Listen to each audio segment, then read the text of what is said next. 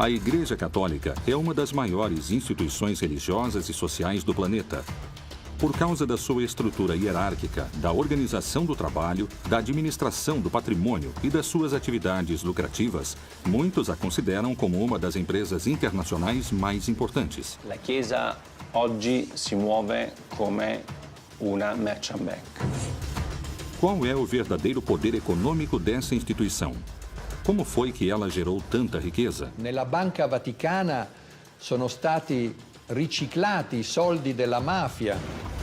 Qual é a função do Banco do Vaticano e de que forma ele destina seus recursos? As riquezas do Vaticano são investidas onde se realiza a lavagem de dinheiro. Il Vangelo non scrive da nessuna parte che gli apostoli e i successori di Pietro devono costruire una banca.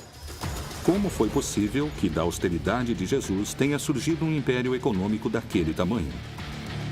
O Estado do Vaticano nasceu em 1929, a partir do tratado entre o Papa Pio XI e o regime de Mussolini.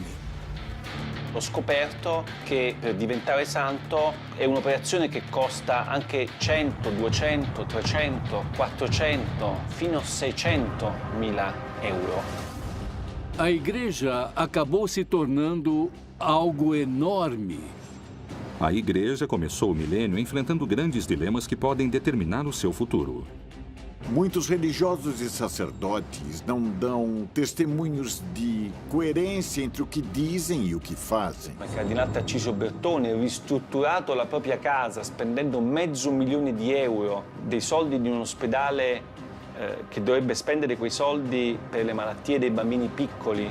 Será que o Papa Francisco é a solução para os atuais problemas dessa instituição? Papa Francesco è stato eletto esclusivamente con questo obiettivo: riformare la curia romana, che era ormai arrivata ad un degrado di immoralità inconcepibile. Quais foram os motivos da sua eleição? Realmente o Sumo Pontífice administra os interesses da Igreja? Ou, como algumas pessoas asseguram, será que se trata de uma fabulosa estratégia de marketing que procura novos clientes? Será que a Igreja Católica é a maior empresa do planeta? Ou será que ela é só uma enorme religião que move a fé de milhões de seguidores?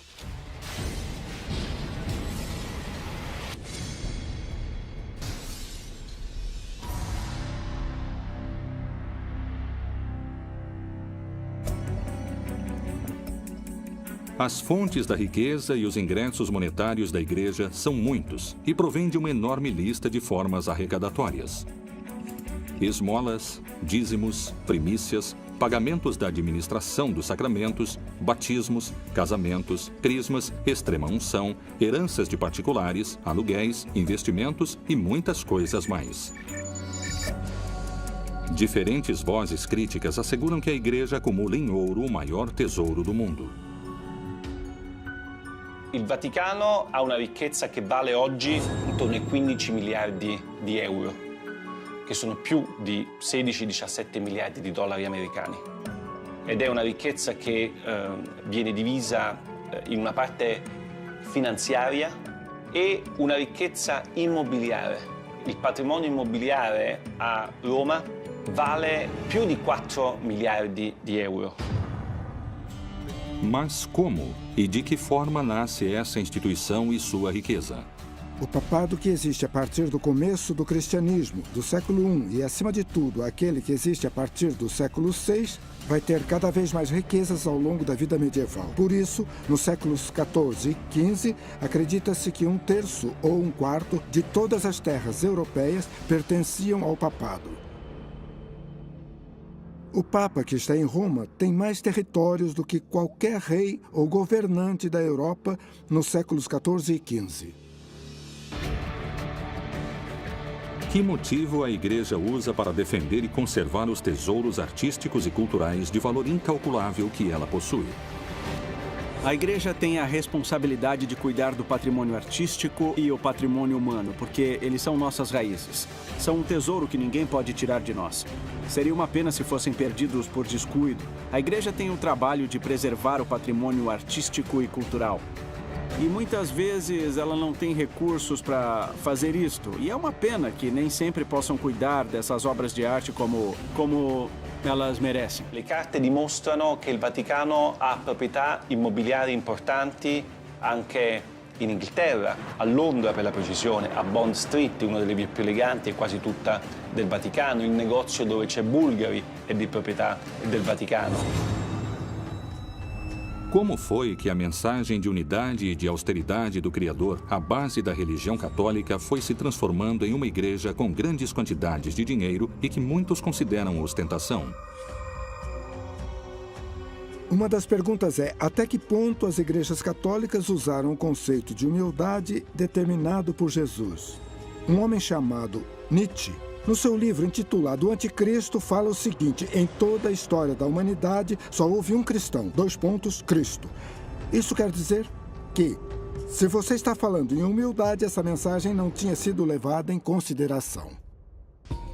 La Chiesa, per essere più umile, deve essere più povera. Anzi, deve essere povera.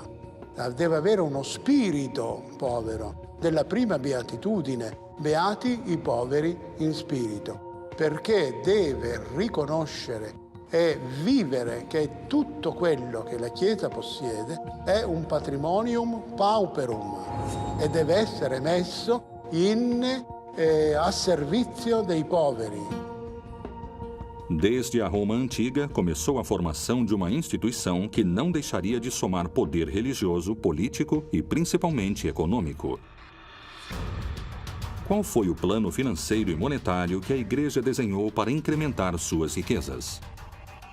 Principalmente no século XV e no começo do século XVI, a Igreja permitia o perdão dos pecados se o sujeito fizesse uma doação importante para a Igreja. O sujeito que doava suas terras para a Igreja, do meu ponto de vista, fazia isso apenas por um motivo. Esse sujeito acreditava cegamente que isso lhe daria acesso ao paraíso, menos tempo no purgatório e o perdão dos seus pecados. Le vecchie signore che lasciavano in eredità tutto alla Chiesa, come diceva una mia cugina, tutto ai preti. Se fai del bene alla Chiesa nell'aldilà, ti ritrovi premiato nell'aldilà. E questo è stato una delle fonti della crescita del patrimonio degli ecclesiastici. A Igreja vai investir seu dinheiro em todo tipo de empresas e por isso constantemente vai chegar dinheiro nos bolsos de Roma. E por isso se considera que no século XX e também no XXI, o papado tem muito dinheiro. E aquilo deu origem a todo tipo de teorias, mais conspiratórias ou menos conspiratórias.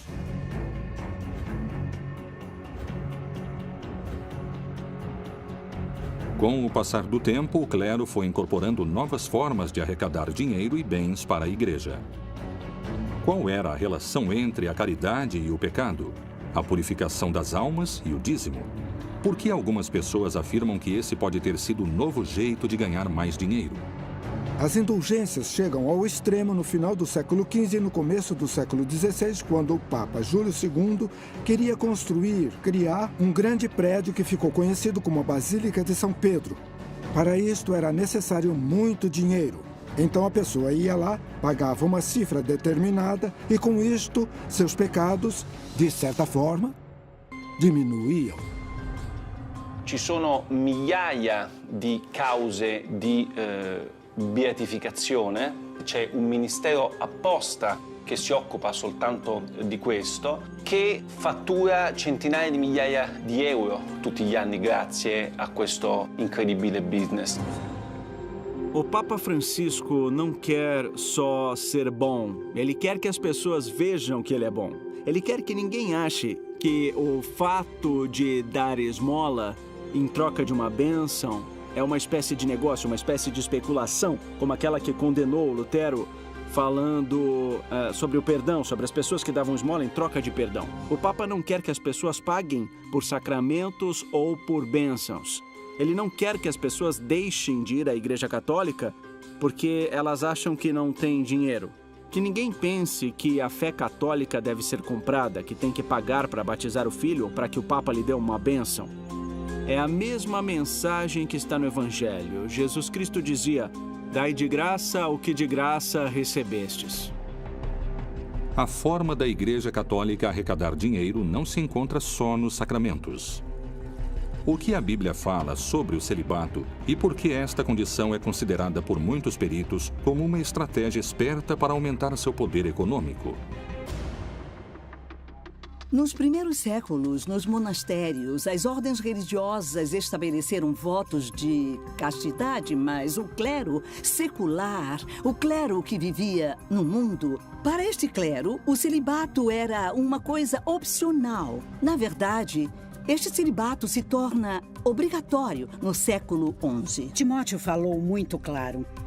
Os bispos podem se casar. O padre pode se casar. Não só isso, seria uma violação do mandato divino, porque no Gênesis fala, não é bom que o homem esteja só. A Igreja, se apoiando no celibato do clero, garante também que as propriedades que um sacerdote ou um padre possa adquirir não vão se tornar uma propriedade individual, e sim uma corporação. Isso significa que vão ser da Igreja e, dessa forma, a Igreja aumenta seu patrimônio. Surgiriam problemas econômicos quando eles perceberam, e isso é realmente um absurdo, que os filhos de todos os sacerdotes poderiam herdar os inúmeros bens da Igreja. Como se chegou à etapa moderna dos Estados Pontifícios? Vaticano é o nome de uma das 7 colinas tradicionais de Roma. O Estado do Vaticano nasceu em 1929 a partir do tratado entre o Papa Pio XI e o regime de Mussolini. Dia 11 de fevereiro de 1929, se assinou o Tratado de Latrão. Eram uma série de acordos entre a Santa Sé e o governo de Mussolini. O Benito Mussolini faz uma coisa muito esperta, que é o Tratado de Latrão. Isso se trata simplesmente de resolver uma velha briga que existia na Itália desde o começo da unificação italiana de 1870, a partir de quando o Estado Vaticano fica dentro do Estado italiano. Concretamente, quais foram os benefícios que a Igreja teve com esses acordos assinados com Mussolini? Deixaram que a Igreja criasse um Estado autônomo, um país separado do Estado italiano, que se tornou o Estado do Vaticano. Houve um ressarcimento econômico muito importante durante o ano de 1870 até o ano de 1929, por estar submetido ao governo italiano. E, em troca disso, a Igreja deu a Mussolini o apoio político. A Igreja não podia opinar na política. E o Mussolini poderia escolher quem seria o bispo de cada uma das regiões da Itália e, claro, de Roma também. A partir desses acordos começa a etapa moderna dos Estados Pontifícios. Diversas práticas e situações teriam ajudado a aumentar a fortuna ano após ano, século após século. Não se trata só dos bens materiais, como ouro, propriedades e investimentos no mundo todo. Mas também, ele está se tornando um enorme valor cultural. De alguma forma, os bolsos do Vaticano ficaram se enchendo até que o próprio Vaticano se tornou a instituição multimilionária que é atualmente. È impossibile valutare il patrimonio di tutta la Chiesa cattolica. È praticamente impossibile. Sicuramente parliamo di miliardi e miliardi di dollari. È impossibile saperlo perché nemmeno il Vaticano lo sa. O dinheiro arrecadado pela Igreja ao redor do mundo se concentra no mesmo lugar. Por que o Papa Pio XII criou um instituto para as obras da religião, mundialmente conhecido como o Banco do Vaticano? Quanto dinheiro e quanto ouro administra e a que negócio se dedica?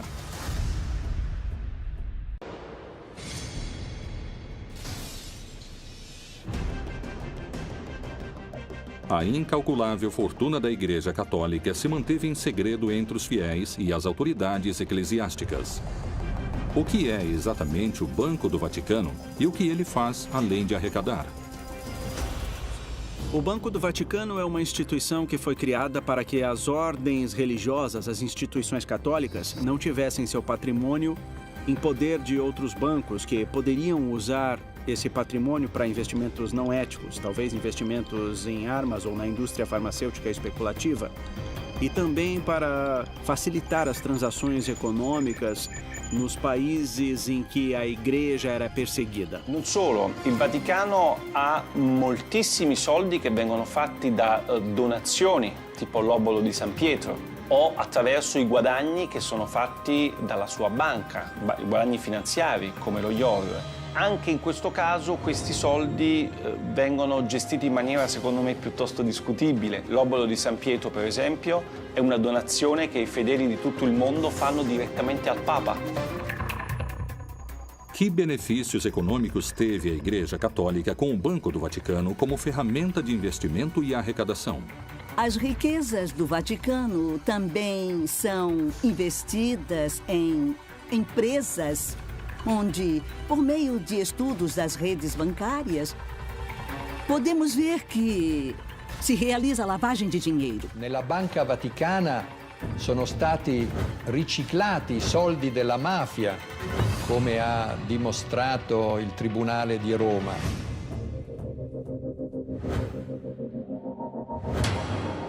Questi soldi sono in parte stati investiti su azioni come la Pepsi Cola, come la Dow Chemical, come la Exxon. È ovvio che tutto questo senza nessuna trasparenza e senza che i cittadini italiani sapessero nulla.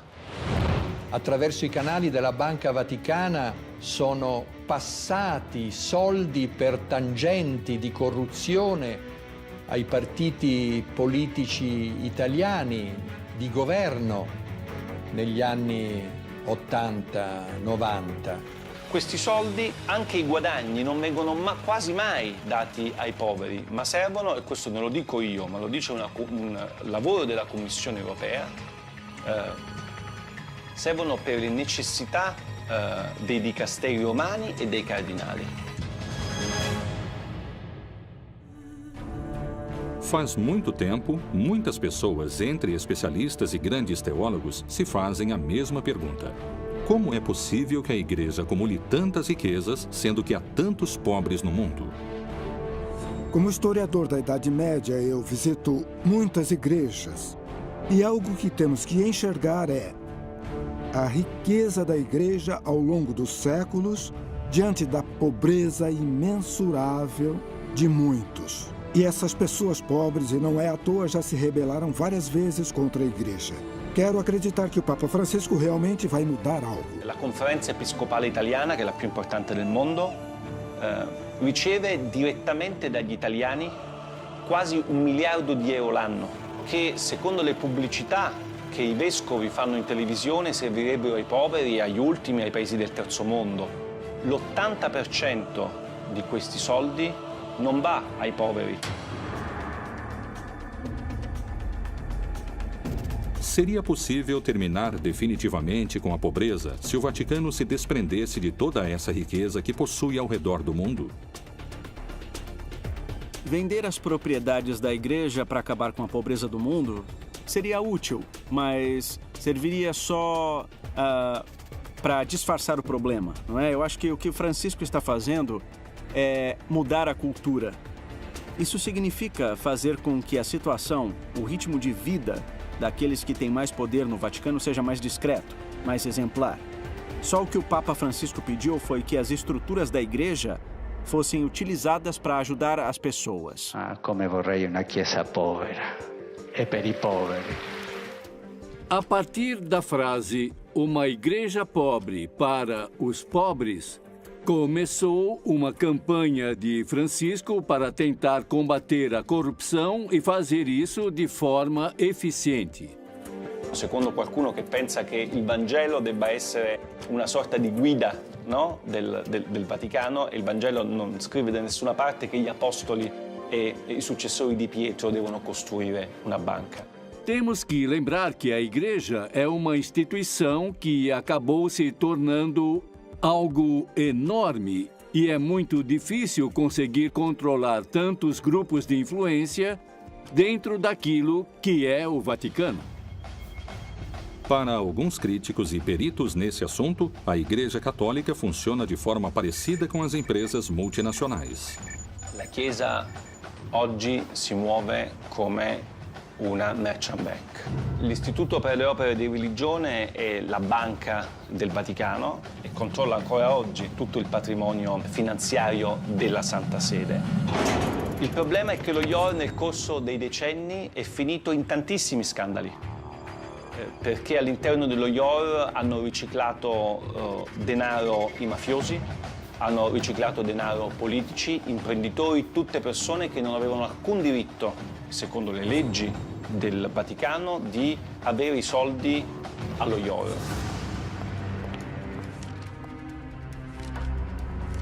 Que documentos vieram à tona que colocaram em xeque a Igreja? O escândalo do Vatilix II poderá ser o começo das reformas que o Papa Francisco quer na sua Igreja. O nível de diversificação da renda e dos gastos do Vaticano, o que podemos ver por meio dos acontecimentos e dos Vatilix 1 e 2, é muito obscuro. Era necessário que se fizesse uma reforma profunda.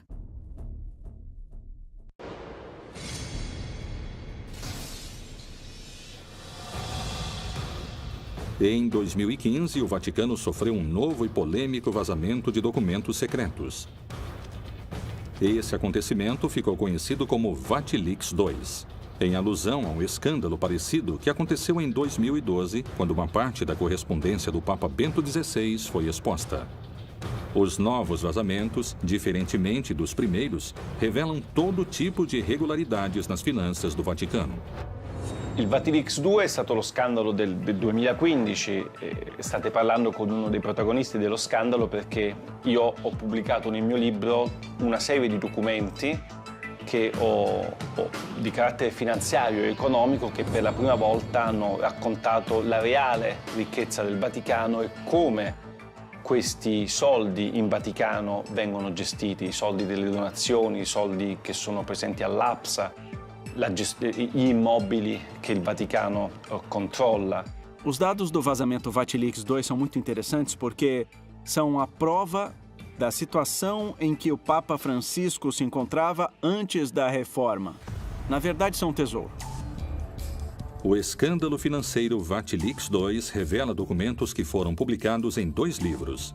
Num deles, o autor Emiliano Fittipaldi denuncia irregularidades de todo tipo nas finanças da Santa Sé, apresentando o Vaticano com grandes problemas econômicos. Um buraco negro no sistema de pensões, corrupção por parte da Cúria, desvio de fundos e a completa ausência de transparência nos balanços da Santa Sé.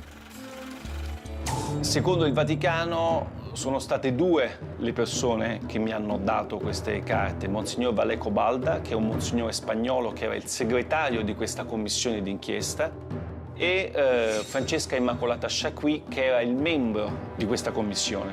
Essas 2 pessoas que foram contratadas pelo Vaticano para ajudar o Papa a fazer a reforma da Cúria Romana, essas pessoas se desviaram do caminho e fizeram algo que não deviam fazer. Todos os documentos secretos, os dossiês que o Papa devia ler para pensar nas medidas que deveria tomar, se tornaram públicos.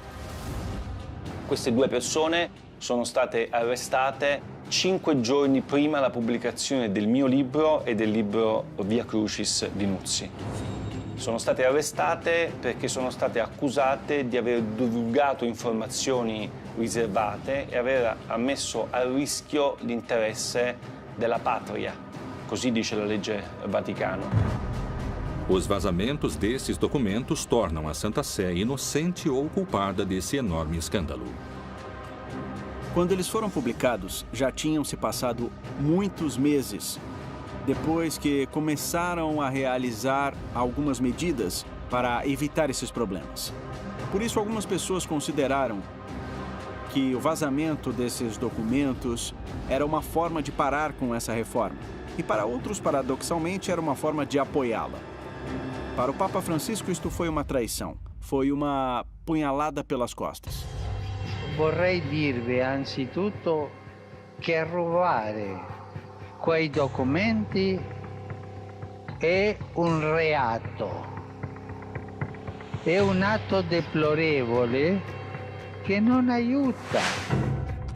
Quais são os fatos mais escandalosos que o Vatilix expôs?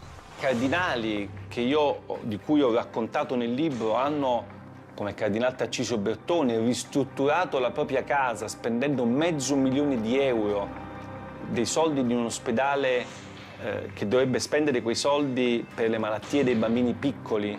Invece lui ha preso, questi soldi sono stati dati al cardinale Bertone per ristrutturare la sua casa da 300 metri quadri. Il cardinale resta ancora, mentre parliamo, nell'attico, a godersi un attico bellissimo con un sistema Bose da €30.000 e con i marmi di Carrara nei bagni. Mentre Valleco Balda, che ha soltanto dato queste informazioni, è in galera.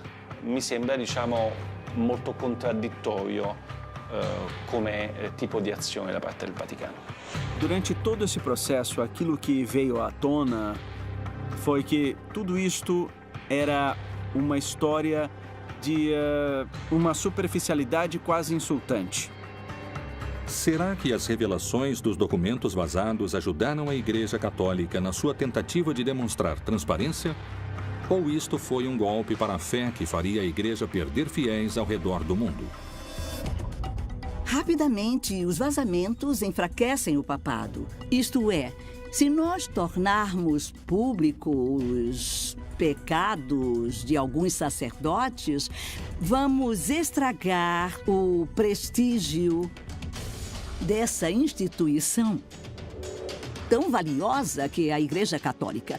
E vamos enfraquecer a fé, que é muito importante e valiosa para nossos crentes. É mais conveniente para a Igreja Católica salvar o prestígio dela e é mais vantajoso esconder essas coisas do que revelar tudo.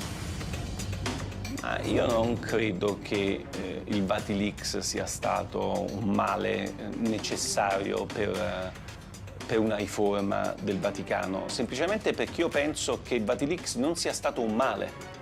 Perché io penso che qualsiasi istituzione, soprattutto un'istituzione morale e religiosa come la Chiesa Cattolica, abbia solo che da beneficiare di una assoluta trasparenza. Non ci devono essere segreti. Esse tipo de vazamento sair à tona, por um lado, é inevitável nesse mundo das comunicações, onde nada pode se manter em segredo. Uma hora iam sair à tona. A curto prazo, isso pode desestabilizar a instituição, mas a longo prazo pode beneficiá-la. Qual foi a reação e quais foram as medidas que o Papa Francisco tomou quando os alicerces da sua instituição foram sacudidos pelo vazamento desses documentos secretos? A reforma que o Papa Francisco realizou para ter transparência nas contas do Vaticano, para fazer com que nenhum delinquente pudesse se aproveitar das instituições do Vaticano, para mim é irreversível. Voglio assicurarvi che questo triste fatto non mi distoglie certamente dal lavoro di riforma che stiamo portando avanti con i miei collaboratori e con il sostegno di tutti voi.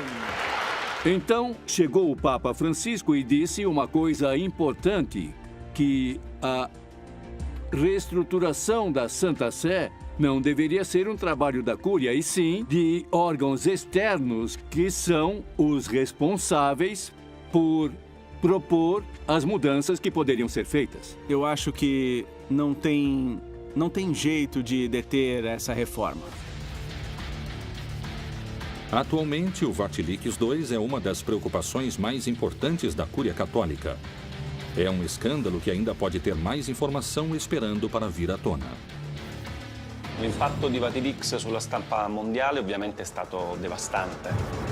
Mai prima erano usciti documenti riservati così importanti, soprattutto che riguardavano aspetti contemporanei della Chiesa. Io penso che la Chiesa debba smettere di lavare i panni sporchi dietro le mura leonine. Será que esses casos de corrupção podem afastar os fiéis da religião? Essas revelações seriam motivos suficientes para perder poder dentro do vasto universo da fé? Hoje, um grande problema da Igreja Católica é que a autoridade perdeu a capacidade de criar credibilidade, de criar obediência e de criar continuidade. O que acontece é que a hierarquia católica e muitos religiosos e sacerdotes não dão testemunhos de fé e não há coerência entre o que eles dizem e o que fazem. Se a igreja quiser recuperar a credibilidade e a legitimidade, ela tem que enxergar os problemas e começar a solucionar, senão... Porque enquanto os problemas ficarem escondidos, eles vão se tornar uma panela de pressão. Os mesmos peritos que percebem a quantidade de fiéis perdidos por causa desses escândalos acusam a igreja de utilizar estratégias de marketing para recuperá-los. Até que ponto essas declarações são verdadeiras? Quais seriam as ações usadas para conseguir esses objetivos?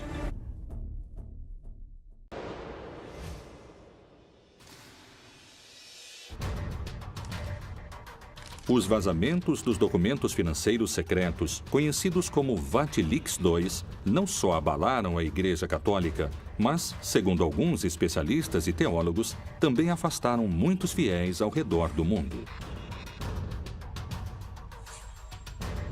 Será que a Igreja Católica criou uma estratégia de marketing com slogans de estilo publicitário e com uma fórmula para fomentar e somar seguidores? Por que algumas pessoas falam das aparições da Virgem, dos milagres dos santos e das canonizações como uma estratégia de marketing? A partir do século VIII, os católicos tinham a estratégia de utilizar os lugares sagrados dos povos dominados ou conquistados para colocar neles símbolos religiosos e católicos e, desse modo, começarem o trabalho pastoral. Conforme a Igreja ia evoluindo nos últimos anos, os papas destacaram cada vez mais a necessidade de levar santos a todas as comunidades.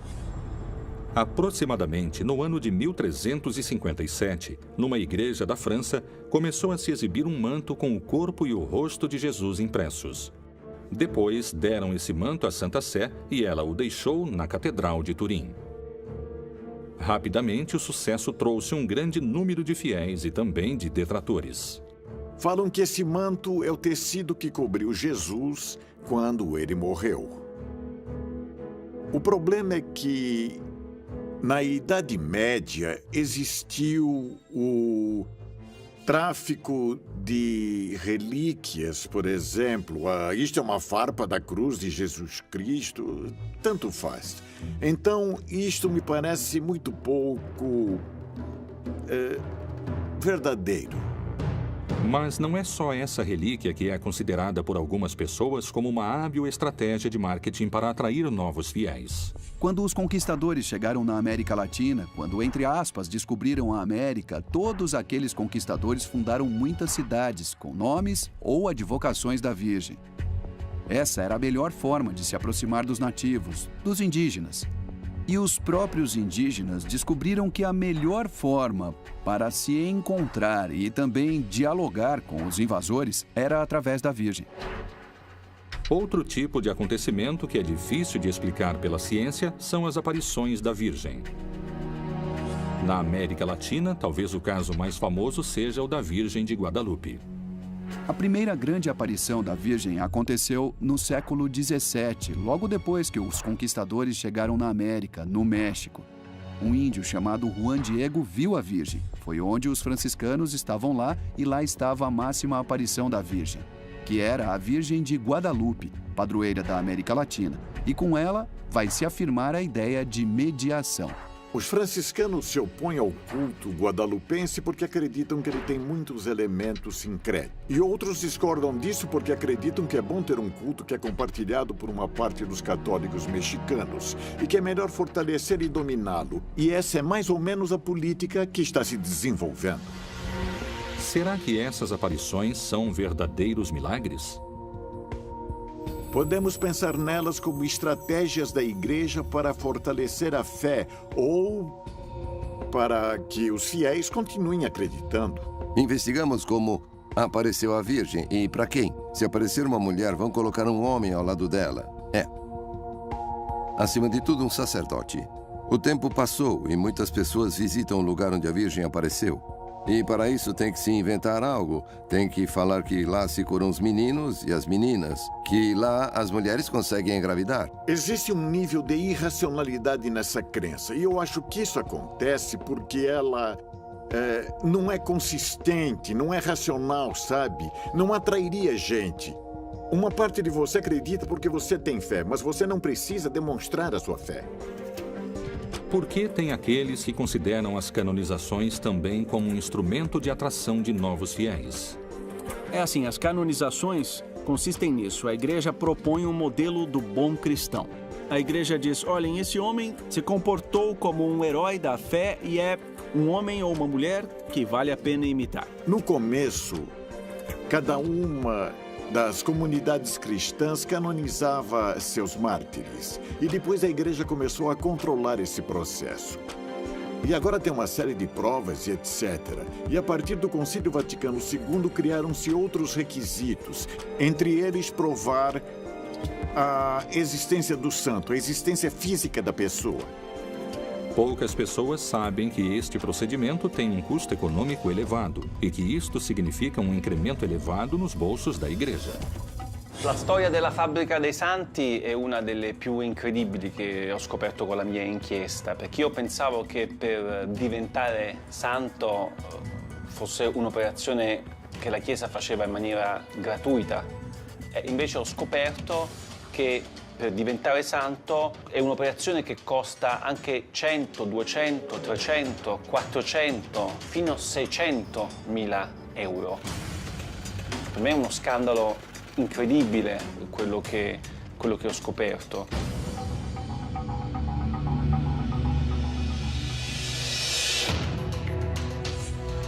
Relíquias de procedência duvidosa, visões milagrosas difíceis de comprovar e canonizações envolvidas em manobras econômicas apresentam controvérsias, dividindo fiéis e detratores. Por que os detratores asseguram que a eleição do Papa Francisco se trata da mais ambiciosa estratégia de marketing da história do Vaticano? Se realmente tiver uma estratégia de marketing envolvendo o Papa Francisco, eu gostaria de contratar esse estrategista de marketing para minha empresa, porque ele conseguiu mudar completamente a cara da igreja. Eu acredito que o estrategista de marketing da marca Francisco é Jorge Mário Bergoglio.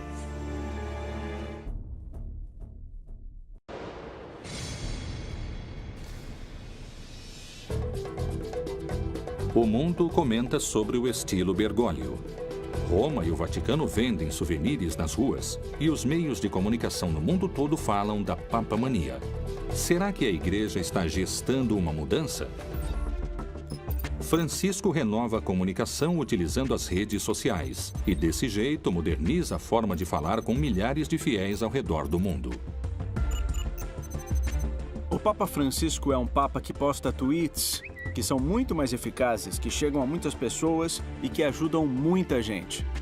Nós vivemos num mundo que tem uma parte que é o mundo digital e os fiéis, por serem seres humanos e, portanto, quando o mundo vai numa direção, os fiéis seguem essa direção atual. E a igreja, nesse aspecto, mudou bastante. A igreja acabou se inovando muito e, com certeza, vai continuar se inovando. Ele é coerente nos diferentes dispositivos. A mensagem que ele transmite no Twitter é a mesma que transmite no Facebook e a mesma que transmite no Instagram. A mesma. É uma mensagem de carinho, uma mensagem que faz agir, que faz com que as pessoas se olhem nos olhos. Ele é um Papa 3.0. Entre março e dezembro de 2013, mais de 2 milhões de pessoas foram às audiências das quartas-feiras na Praça de São Pedro. 4 vezes mais daquelas que Bento XVI reuniu em 2012. Quais foram os motivos pelos quais a Igreja resolveu, pela primeira vez na sua longa história, escolher um Papa com o perfil de Francisco para dirigir o destino de bilhões de fiéis ao redor do mundo? Papa Francesco è stato eletto esclusivamente con questo obiettivo: riformare la curia romana, che era ormai arrivata ad un degrado di immoralità inconcepibile. Acredito que o caminho de Francisco tenha muitos obstáculos. A escolha dele foi muita sorte. Num momento em que a Igreja Católica está envolta em rixas, numa enorme competição interna. I gesti che lui fa sono importanti. Per esempio, pochi si sono resi conto del primo gesto che ha compiuto la stessa notte del 13 febbraio del 2013, quando è stato eletto. Affacciandosi al balcone, non aveva la mantella rossa né la stola con le insegne di Pietro e Paolo, ma era semplicemente vestito di bianco e si è presentato come vescovo di Roma. Muitas pessoas afirmam que as reformas que o Papa Francisco fomenta na Igreja contemporânea estariam mexendo nos alicerces da religião. Respingano inoltre modelli economici disumani che creano nuove forme di povertà ed emarginano i lavoratori e la cultura della morte che svaluta l'immagine di Dio, il Dio della vita, e viola la dignità di ogni uomo, donna e bambino. O Papa Francisco destaca constantemente a necessidade de combater a corrupção. Ele diz que é algo que vai te levar para o inferno. Então, para que ele possa combater de maneira eficiente esse fenômeno que ele é terminantemente contra, resolveu criar mecanismos para que exista um funcionamento mais eficiente e também tentou procurar em quais aspectos podia existir corrupção, porque a corrupção é uma coisa que ele é completamente contra. As declarações e as ações de Francisco dão volta ao mundo na televisão, nos jornais e na internet. Qual é o discurso que chama tanto a atenção? È necessario affrontare insieme la questione migratoria. Non si può tollerare che il Mar Mediterraneo diventi un grande cimitero. O Papa Francisco, desde que foi eleito Papa, conseguiu se consolidar como uma espécie de consciência da humanidade.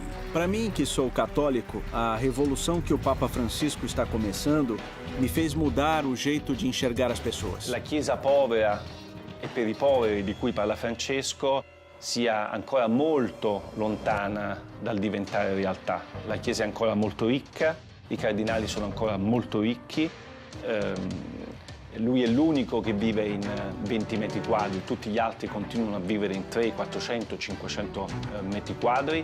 C'è gente che dice che Francesco è solo un predicatore che fa solamente dell'apostolato, ma Francesco è un papa che governa. A Igreja Católica é uma instituição de dimensões incalculáveis. Se passaram mais de 2000 anos de história desde que foi criada como uma instituição eclesiástica e é colocada por vários peritos à altura das maiores empresas do planeta. Se os santos, as virgens e as canonizações fazem parte do divino, ou se elas são hábeis estratégias de marketing para atrair fiéis, isso continuará sendo um mistério a ser revelado.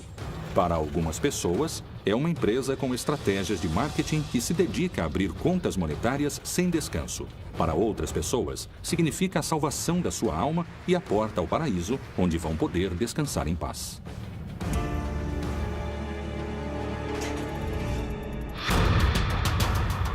A história dos papas da Igreja Católica está manchada por crimes, traições, segredos e mistérios. Muitos teólogos falam sobre uma batalha no interior da instituição que está acontecendo há séculos. E os sumos pontífices não estariam livres dessas lutas. La Santa Sede e la Curia Romana avevano degli enormi problemi interni. Quais são os crimes e os pecados que ficaram escondidos no Vaticano durante séculos e que agora estão vindo à tona? Alguns sacerdotes cometeram um delito terrível de pedofilia. E isso acabou manchando a imagem da Igreja pelo fato de que se tentou esconder. Papa Benedetto XVI potesse finire in un attentato. Como se estabelece a estrutura de poder destes homens que governam a fé de milhões de pessoas ao redor do mundo? La Chiesa Cattolica, attraverso i secoli, si dà una struttura monarchica, imperiale, in cui il Papa comanda su tutti.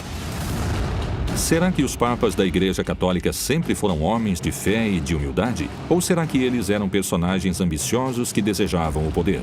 Certi papi sono stati troppo amici di dittatori, capi di Stato sanguinari. A verdade por trás dos papas. Divindade próxima ao Todo-Poderoso? Representantes fiéis de Deus na Terra? Ou ótimos impostores escondidos por trás dos grandes muros do Vaticano?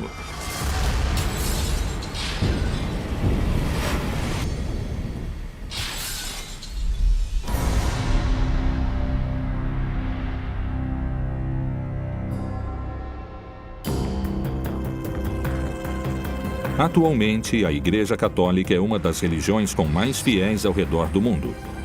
Bilhões de pessoas professam sua fé, abraçando os ensinamentos do Novo Testamento e da interpretação que a instituição eclesiástica faz das Sagradas Escrituras. De que forma aconteceram os fatos pelos quais se passou da mensagem de um humilde e pobre campesino como Jesus aos papas da história do catolicismo? Pedro, segundo a tradição, foi o fundador. Ele foi o primeiro para quem Jesus Cristo confiou a criação da igreja. Jesus diz a este homem que se chamava Shimon Bar Yoná: a partir de agora você será pedra. O nome Pedro nasce naquele momento. Pedro é uma palavra derivada do grego e quer dizer pedra. E você será a base da minha comunidade, em grego eclésia. E é de lá que a palavra igreja nasceu. Te darei as chaves do reino dos céus. E, portanto, tudo o que proibires na terra será proibido no céu. Tudo o que permitires na terra será permitido no céu. Desde o início da origem do movimento de Jesus, se trata de uma mensagem que é dirigida às pessoas que estão na margem. Isto é, às classes que não estão associadas com o poder. Isto é o que caracteriza Jesus. Pedro vai ser considerado tradicionalmente como o primeiro bispo de Roma, porque ele foi o primeiro que ficou à frente da comunidade clandestina dos crentes. Entre os anos 303 e 311, os cristãos sofreram a mais sangrenta perseguição oficial do Império. Que tipo de mensagem Jesus proclamava que era capaz de alterar até as maiores autoridades do Império entre os romanos? Essa é uma mensagem dirigida ao povo, dirigida às prostitutas, dirigida às mulheres, dirigido precisamente àqueles que eram rejeitados pela igreja. Também está dirigida àqueles que não eram beneficiados pelo poder, e era exatamente por isso que era claro o perigo que um movimento como o de Jesus representava para as classes governantes. Nas primeiras épocas, esses crentes de Jesus eram os hereges com os quais iriam brigar, iriam lutar. Longe de silenciar a fé cristã, essa perseguição outorgou um caráter heróico aos apóstolos. E seu martírio conseguiu alimentar essa nova fé que foi se estendendo rapidamente por todo o Império Romano. No ano 313, o imperador romano chamado Constantino disse: a partir de hoje está permitido ser cristão. Por que Constantino permitiu que Pedro fosse considerado oficialmente o primeiro papa da Igreja Católica? De alguma forma, ele era um imperador encurralado. Encurralado pelas guerras internas, por todo aquele ciúme que estava por trás do império. E ele mesmo percebeu a besteira que foi perseguir os cristãos. Ele percebeu o que ele devia fazer com toda essa fé crescendo, com toda essa mensagem tão rara, tão estranha. Essa fé que ele e todo mundo deveria seguir. E mais que tudo, oficializá-la. Quais foram as reformas, pactos ou estratégia que Constantino utilizou para aceitar o catolicismo como religião oficial dentro do Império? O melhor era dizer que Constantino tinha se convertido, porque assim o trabalho seria mais fácil e ele poderia ter mais poder com os povos que tinham essa fé. Ele se aproximou dos grupos cristãos, ele conviveu com eles. E ele usou muito da ideologia deles, muito da teologia deles para fazer a sua. Teoricamente, o cristianismo poderia não ter nascido, mas nasceu e ficou. Não podemos esquecer que hoje, aproximadamente 2 bilhões de pessoas. Repito, 2 bilhões de pessoas são de origem cristã, apesar de continuarem sendo crentes ou não. Como foi que um filho de um carpinteiro que pregava descalço acabou sendo representado por autoridades de grande poder econômico que estão rodeadas de luxos? Que menções a estas figuras podem ser encontradas dentro das páginas do livro sagrado? Não existem menções sobre o papado. As menções que o papado diz que existem são ambíguas. O fato de Jesus dar as chaves do reino dos céus, o fato de Jesus escolher ele por cima dos outros discípulos. Bom, isso é uma construção papal da origem do papado. Mas quando eu leio a Bíblia, eu não tenho motivos para pensar que precisa existir o Estado do Vaticano. Como se introduziu a figura do Papa e de que forma ele era eleito? Durante os primeiros 3 séculos do desenvolvimento do cristianismo, eram escolhidos, vamos dizer, essas pessoas que mereciam respeito para dirigir a todos. Eles se chamavam de papas.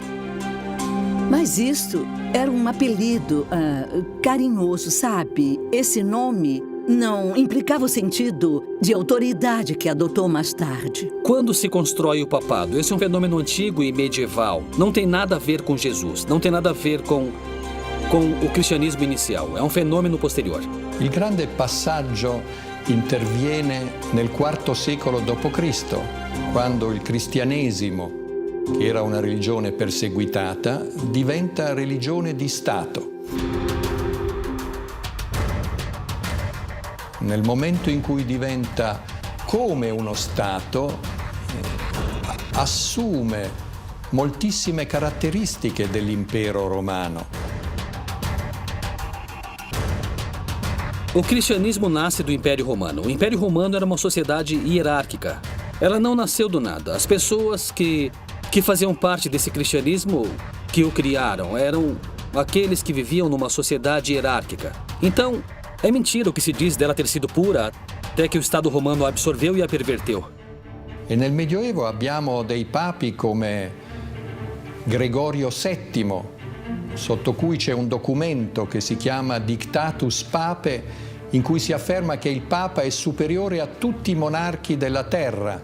Ecco perché c'è il triregno, questa specie di corona che ha 3 corone per dimostrare che il Papa è superiore ai re ed è superiore agli imperatori.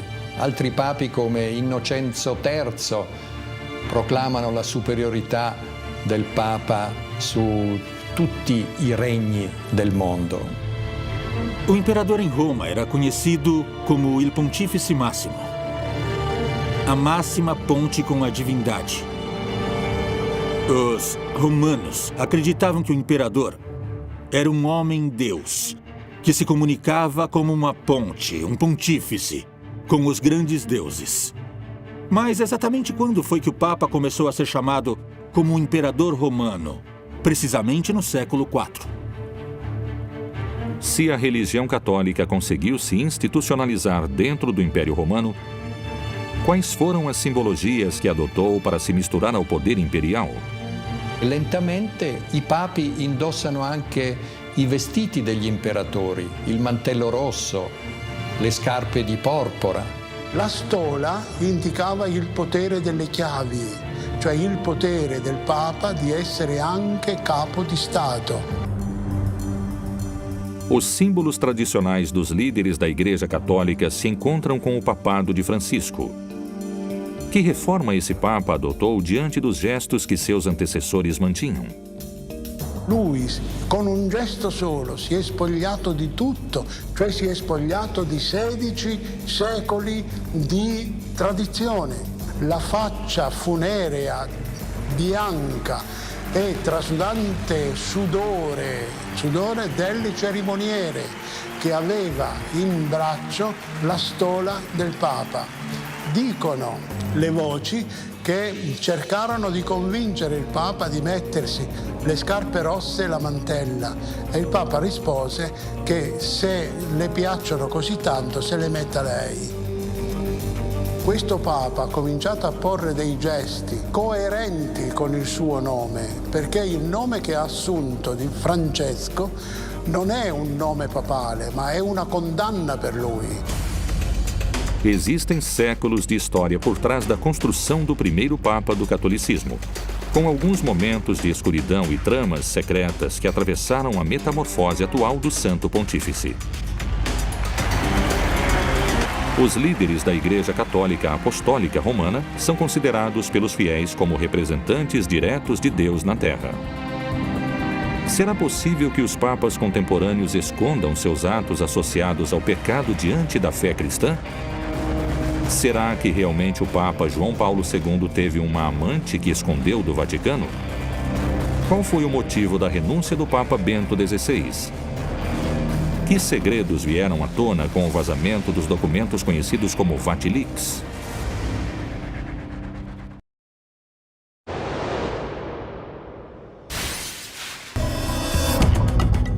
O Papa representa na religião católica a máxima autoridade religiosa.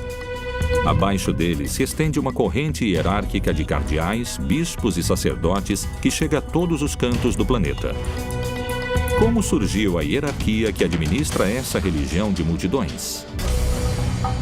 No passado, existiram muitos conflitos sobre o assunto de qual bispo tinha mais autoridade sobre qual bispo. E quem determinou isto? A política e a guerra. Temos que pensar que o Vaticano tem uma história muito obscura. O nascimento do Estado do Vaticano e a eleição de distintos papas foram documentados através da história. É assim que surgem versões sangrentas, carregadas de mistério, traição e lutas pelo poder. Será que se atentou contra a vida de um papa dentro da própria religião? Será que se cometeram crimes e tentativas de assassinato contra a figura mais importante e venerada da religião católica? O papado é a estrutura existente mais velha que há. Parece uma sequência de indivíduos, com defeitos e qualidades. Bonifácio VIII, de alguma forma, foi o maior exemplo de papa entre os papas medievais. Ele foi acusado de vender e de comprar cargos, até o ponto de ele acabar sofrendo um atentado. E Formoso fez parte de um dos episódios mais originais da história pontifícia. Quando ele morreu, o papa sucessor o tirou do sepulcro e o fez enfrentar um julgamento. Todas as decisões de Formoso se anularam e o cadáver de Formoso foi jogado no rio Tibre. Estevão também não terminou muito bem. Os opositores dessa época, no movimento pendular político, levaram ele à cadeia e, aparentemente, ele foi esganado pelos próprios carcereiros. Com João aconteceu a mesma coisa. Ele foi educado, aparentemente bem educado, para ter uma vida mais laica. Aos 18 anos, quando foi eleito papa, João, evidentemente, não tinha muita vocação sacerdotal e ele foi facilmente vítima de difamações, não é? Então, ele ficou conhecido na história como o Papa da Vida Libertina. Sabe-se que ele morreu precisamente no meio de uma orgia. Esse é um bom exemplo do que implicaram as mudanças do pontificado naquele período tão complicado que eu acabei de falar. Tiveram muitos papas que estavam afastados do povo. A tradição de tentar se aproximar do povo começou com João Paulo I e lhe custou a vida. O Papa João Paulo II tentou e por isso sofreu um atentado. E ele foi colocado no Papa Móvel. Se cometeram crimes e tentativas de assassinato contra a figura mais importante e venerada da religião católica, Quais foram os casos mais relevantes da história papal associados a possíveis homicídios? Sabemos que João Paulo I foi um homem muito comprometido na sua época de sacerdote com as causas sociais. E ele questionou de uma maneira muito dura a obra criada por Pio XII, que era o aparelho financeiro do Vaticano. Este questionamento fez com que ele morresse.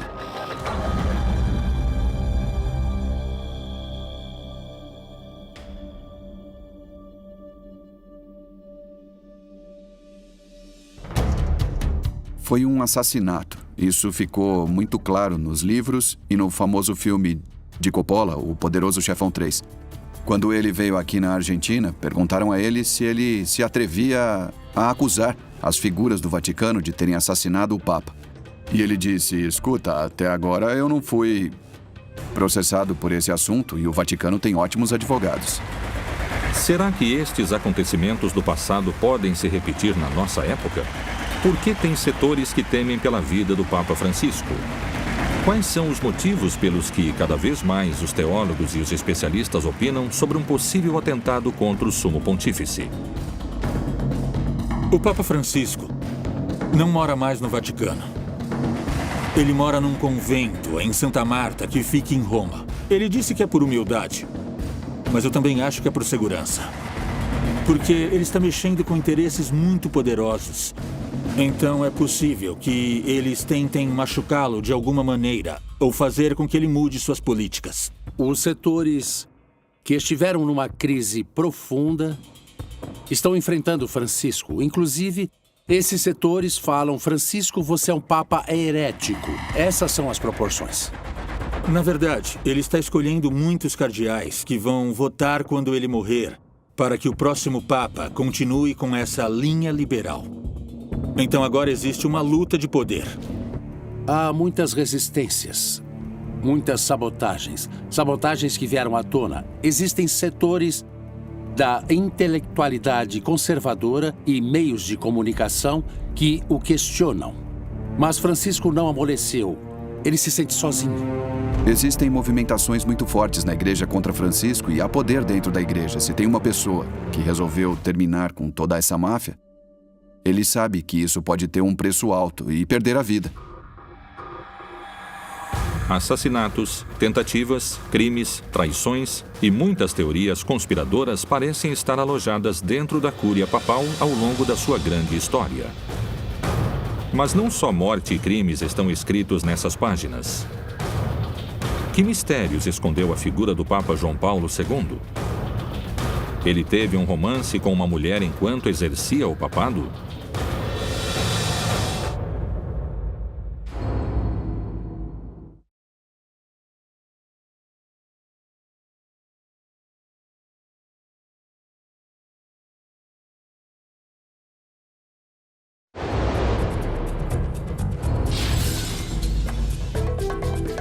Uma das figuras mais populares da Igreja Católica é a figura de João Paulo II. Mas por que algumas pessoas afirmam que suas motivações eram mais políticas do que humanitárias? Qual é a história por trás das cartas de amor que ele mantinha com uma mulher e que foram descobertas recentemente? O Papa João Paulo II foi o primeiro Papa global. O primeiro Papa que entrou no lar daqueles que não eram católicos. Ele era um Papa televisivo, coincidiu com a mudança das tecnologias dos meios de comunicação. João Paulo II chegou com um projeto muito claro: consolidar, reforçar a unidade da igreja. Quando ele chegou, encontrou uma igreja polarizada, isto é, direita e esquerda. E quis deixar claro que existia uma só igreja. Giovanni Paolo II, nel 2000, aveva pronunciato il grande atto di pentimento per gli errori e gli orrori commessi dalla Chiesa Cattolica attraverso i secoli, l'antisemitismo, le guerre di religione, l'Inquisizione. E Giovanni Paolo II aveva riunito nel 1986 ad Assisi tutti i capi delle religioni mondiali per pregare insieme per la pace. Queste cose avevano destabilizzato i conservatori, che quindi volevano di nuovo un papato più tradizionalista. Ele foi fundamental quando se tornou o primeiro Papa da Era Moderna que entrou numa sinagoga, o primeiro também que entrou numa mesquita, precisamente para ressaltar o respeito que para ele era fundamental para aproximar os seres humanos, para ter uma convivência che è molto necessaria nesse mondo che temos che vivere. Giovanni Paolo II ha regnato per quasi 28 anni e dunque è stato un regno lungo e in quel periodo di tempo è riuscito a strutturare tutto il suo potere in maniera quasi dittatoriale all'interno del Vaticano. Non c'era mosca che volasse senza che Giovanni Paolo II e il gruppo dei polacchi che governava il Vaticano non lo sapesse. A figura do Papa João Paulo II é considerada por muitas pessoas como uma das mais lembradas de toda a história. Mas também existem pessoas que eram contra seus vínculos e contra sua influência política. Um objetivo fundamental para João Paulo II na década dos anos 80 era o de lutar contra o comunismo em todos os lugares e em todos os espaços. E utilizar todas as armas, instrumentos que ajudassem a conseguir esse objetivo. Tutto questo è stato travolto un po' dal suo essere polacco e quindi esponente di una chiesa particolarmente tradizionalista e anche particolarmente anticomunista. Qual era o motivo das suas viagens pelo mundo? Será que elas tinham um objetivo humanitário? Ou, como algumas pessoas acham, o que ele realmente queria era influência e poder político? Por exemplo, para fazer um trato com o presidente Reagan, com a Thatcher na Inglaterra e apoiar o movimento Solidariedade, esse movimento sindical de Lech Walesa, e contribuir em termos econômicos, em termos políticos, com a queda do comunismo na Europa do Leste e na União Soviética. E para conseguir isso, desenvolveu uma atividade política e diplomática que vai explicar suas viagens pelo mundo com entrevistas com líderes políticos, com pessoas muito influentes e muito importantes para trabalhar, minar as bases do comunismo, que para ele era o inimigo principal. Não só seus vínculos políticos fariam sombra e começariam um debate sobre a imagem de João Paulo II. Sua imagem também ficaria embaçada por aqueles que afirmam a hipótese de que ele teria tido uma amante durante alguns anos. Recentemente, foram encontradas 350 cartas escritas entre João Paulo II e uma filósofa polaco-americana que se chamava Anna Teresa Timieniecka. As cartas entre Ana Teresa e João Paulo II fazem parte de uma tradição eclesiástica muito antiga. São Paulo foi acompanhado por Santa Cleta. Não conhecemos estes textos porque eles foram excomungados pela Igreja no ano 325. São João da Cruz e Santa Teresa de Ávila eram outro casal dentro da tradição eclesiástica que mantinham uma comunicação epistolar muito rica. E não é só isso, mas também romântica, era de parceiros. Eu acredito que essas cartas são reais, são verdadeiras, porque elas foram levadas em conta durante o processo. Essa correspondência demonstra, de um lado, o grande respeito do Papa João Paulo II diante da figura da mulher. Isto é, ter uma amiga com quem ele se correspondia não significa querer fazer sexo. Para uma sociedade que continua associando sexo com o pecado, a relação erótica com o mal, quase sempre espera que essas figuras religiosas fiquem totalmente afastadas das paixões humanas. E eu acho que o que aconteceu entre Ana Teresa e o Papa João Paulo II era amor. E o amor não necessariamente tem sexo, só tem amor. Eu lembro que eles falavam sobre assuntos teológicos, falavam sobre assuntos filosóficos. E numa das últimas cartas que João Paulo II escreveu, ele lhe deu um escapulário da Nossa Senhora do Carmo. Eu não sei se essa mulher era crente ou não. De qualquer jeito, se demonstrou uma relação de um nível muito elevado. Numa das cartas enviadas no ano de 1976, João Paulo II escreveu: Minha querida Teresa, recebi as 3 cartas. Você escreve sobre sentir-se despedaçada, mas não consigo encontrar nenhuma resposta para essas palavras. E numa carta do dia 10 de setembro de 1976, ele lhe enviou um escapulário e escreveu: É a dimensão em que a aceito e a sinto em todos os lugares e situações, quando você está perto e quando está longe. Me lo augurerei per loro di nuovo, cioè, siccome non ci vedrei niente di male o di deprecabile, se è successo tanto meglio, ma di più. Que João Paulo II tivesse uma amante, eu considero uma coisa de fábulas, uma coisa absolutamente impossível. Com muitas opiniões divididas, a verdade sobre o relacionamento deles continuará sendo um mistério. Mais importante do que a polêmica, o Papa João Paulo II se tornou um personagem que atravessou fronteiras e que construiu pontes interreligiosas. É por isso que ele foi canonizado alguns anos antes da sua morte. Quem viria depois dele? Una volta morto l'imperatore e una volta eletto un papa più fragile e meno carismatico di Giovanni Paolo II, cioè Benedetto XVI, tutte le lotte e gli asti per la gestione del potere, per il controllo delle ricchezze economiche, per il controllo degli appalti, oltre a scontri dottrinari, sono esplosi. O que se conhece realmente sobre o papado de Bento XVI? Quais foram as motivações da sua renúncia? Que escândalos se encontraram no vazamento dos famosos documentos secretos conhecidos como Vatilix?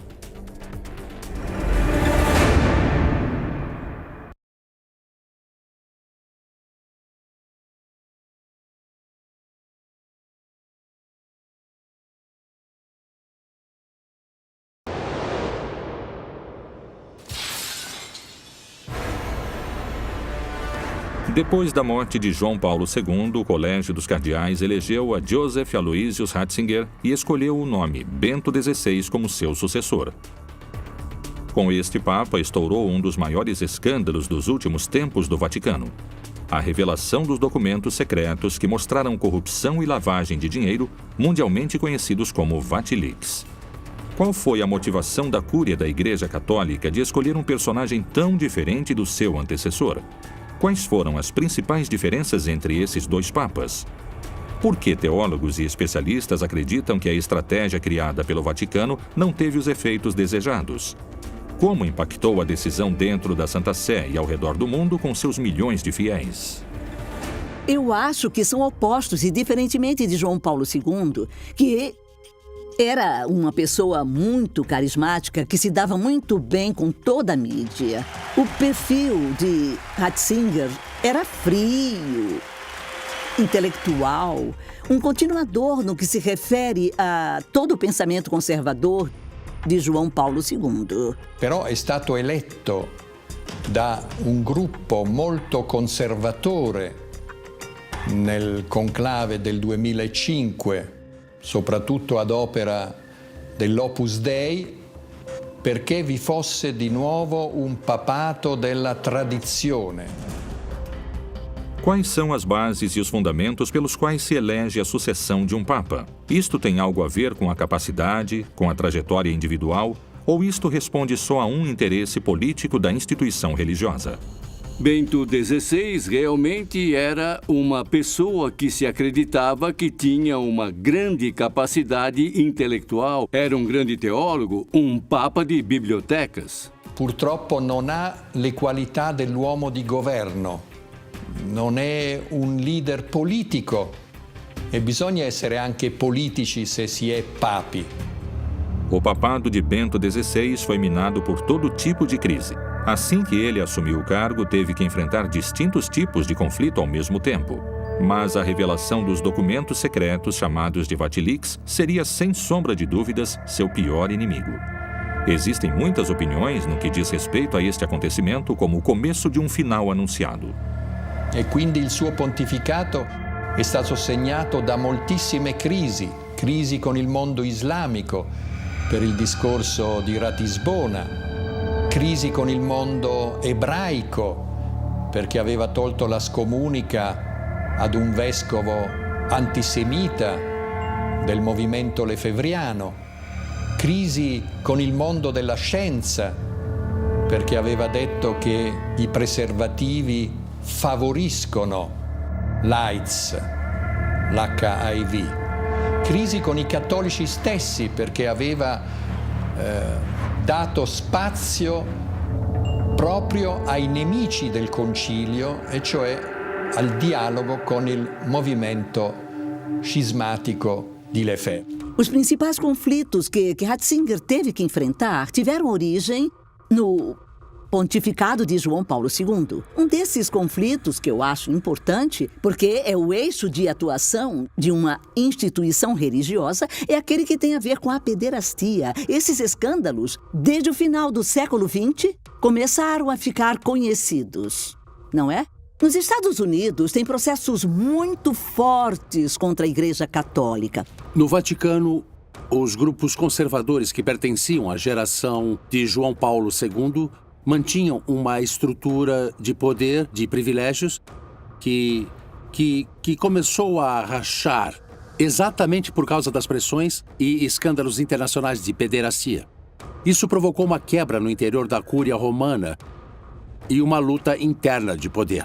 E então começaram a vir à tona diversos casos de sacerdotes que tinham cometido delitos desse tipo.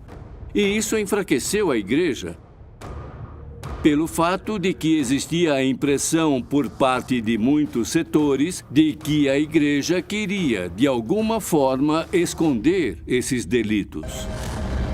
Embora há 600 anos nenhum papa tivesse deixado o cargo, Bento XVI começou aos poucos a percorrer um caminho que o deixaria sem saída.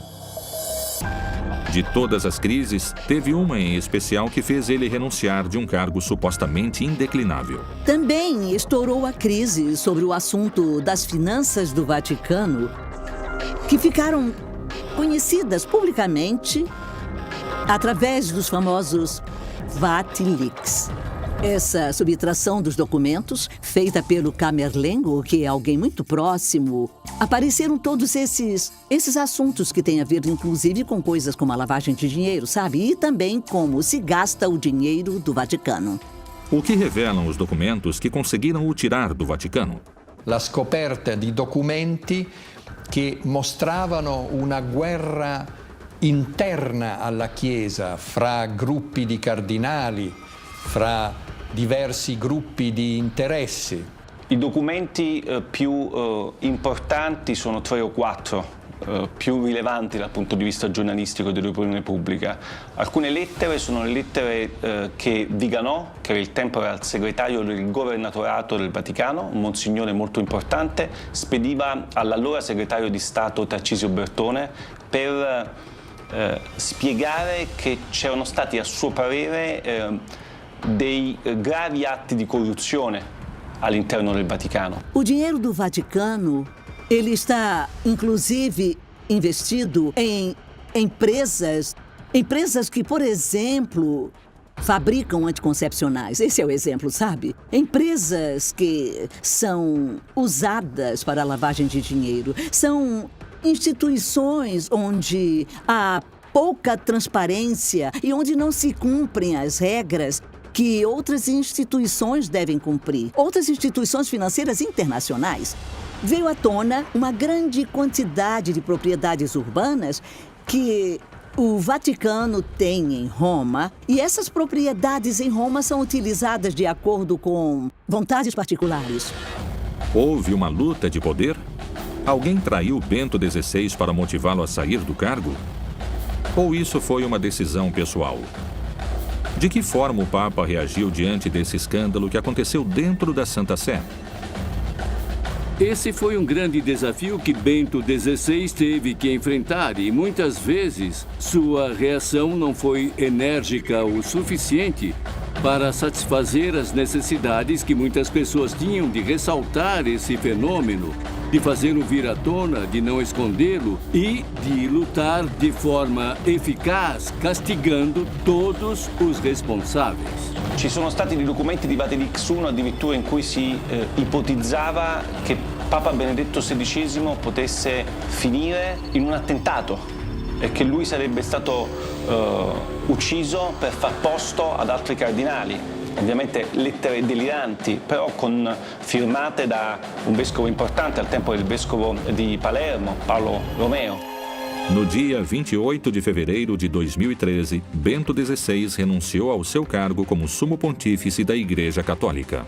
João Paulo II, que veio antes dele, tinha um problema muito grave de saúde, mas ele disse: não posso renunciar. E sua frase, a frase de João Paulo II era: Jesus não desceu da cruz, mesmo que ele estivesse passando por um problema muito grave.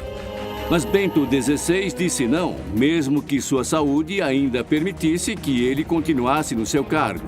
Mas tem pessoas que acham que talvez o grande problema é que ele acreditava que não tinha forças suficientes para bater o martelo e decidir as mudanças que deveriam ser feitas. Ratzinger non si è dimesso per le rivelazioni di Vatilix, Ratzinger si è dimesso perché il suo pontificato era entrato in un vicolo cieco e lui non aveva più la forza per governare. A renúncia de Bento XVI foi um choque para a Igreja Católica.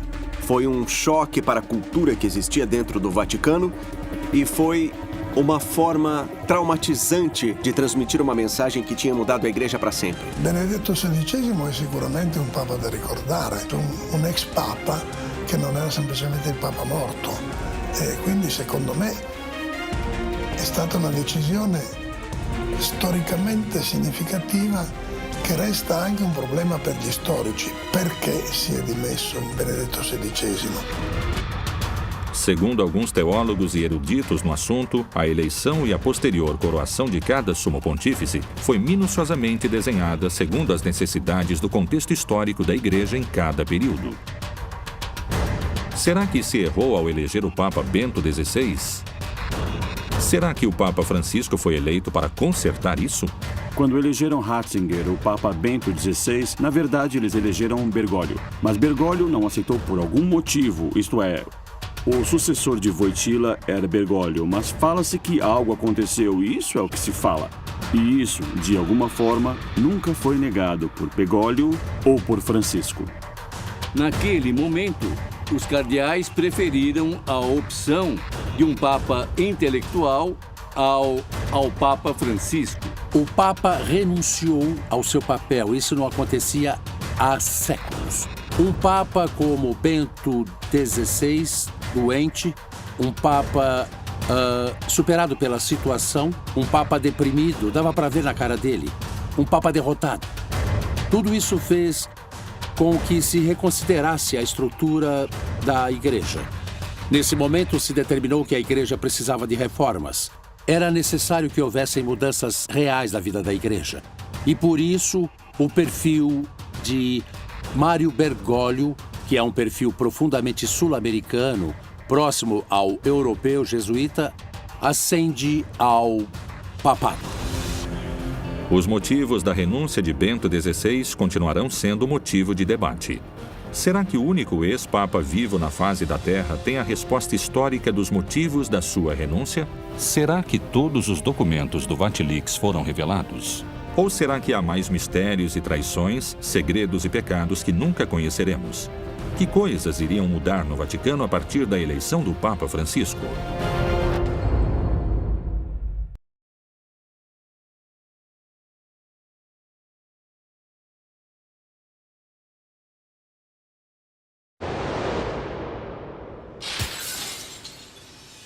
Depois da renúncia de Bento XVI e de um breve período de sé vacante, no ano de 2013, o cardeal sul-americano Jorge Bergoglio assumiu a cátedra de São Pedro. Habemus Papa!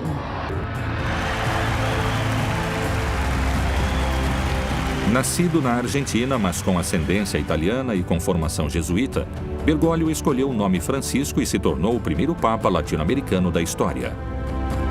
Que classe de papado nasceu com ele? Papa Francesco è stato eletto esclusivamente con questo obiettivo: riformare la curia romana, che era ormai arrivata ad un degrado di immoralità inconcepibile.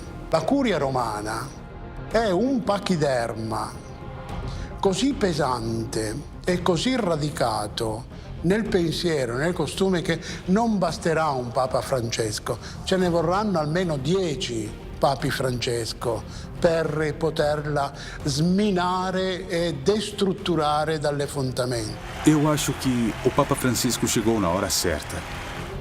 E aqueles que entendem do nosso catolicismo entendem que por trás de tudo isso tem um estado político, social, que não vai deixar ele trabalhar como gostaria. Será que ele poderá renovar a fé dos católicos e atrair novos fiéis à igreja?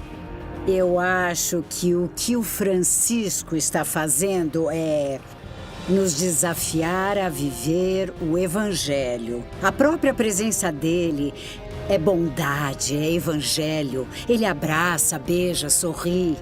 Esse é o caso do Papa Francisco, que não só atrai fiéis do mundo católico, e não tantos quanto gostaria. Ele atrai muito mais gente fora do mundo católico, ex-socialistas, ex-comunistas, ex-progressistas, que atualmente não se sentem representados por nenhum partido, por nenhum grupo. E nesse Papa encontram uma liderança que nunca teria sido pensada há 40 ou 50 anos. Francisco é considerado por muitos como um papa humilde que quer fazer uma igreja pobre para os pobres. Qual é seu posicionamento diante do dinheiro do Banco do Vaticano?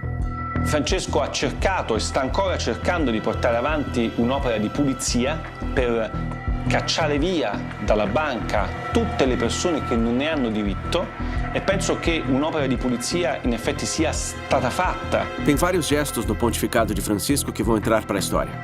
São gestos completamente coerentes com sua forma de enxergar a igreja e, mais importante, sua forma de enxergar as pessoas. Um papa que para o papamóvel para abraçar os doentes, um papa que abraça os anciãos, um papa que responde tranquilamente aos jornalistas no avião. Eu acho que o Papa está mudando a Igreja Católica com esses gestos. Uma imagem do Papa Francisco vale mais do que 1000 homilias. O Papa se aproxima aos assuntos da atualidade com um olhar conciliador. Será que esta é uma oportunidade de mudança para a Igreja? Voglio vedere come andrà a finire la rivoluzione di Francesco, perché, come dire, c'è nel pontificato di Francesco certamente un elemento di riduzione del peso della Chiesa, di riduzione del potere, della presenza temporale, che secondo me è importantissima per salvare la fede dei pochi credenti ancora esistenti. Quello che Francesco sta facendo e che io guardo con simpatia, ma anche con timore e tremore, come direbbe Kierkegaard. O Papa Francisco é o novo cantor de uma música que já tinha sido cantada por outros papas. A música é a mesma, mas o cantor faz com que pareça uma música muito mais... Bom, é o ritmo latino, é um papa com coração latino que deixa essa música muito mais contagiante. Com mais de 2000 anos de história, um sem fim de mistérios e segredos, atualmente ainda se escondem entre os fortes cimentos do Vaticano as verdadeiras causas dos papas assassinados, da renúncia de Bento XVI, do relacionamento de João Paulo II com uma mulher polaca e do vazamento dos documentos Vatilix I e II. Esses são só alguns acontecimentos. A história dos papas da Igreja Católica edita todo dia um novo capítulo, com uma sucessão de líderes que atualmente tem o Papa Francisco escrevendo suas páginas.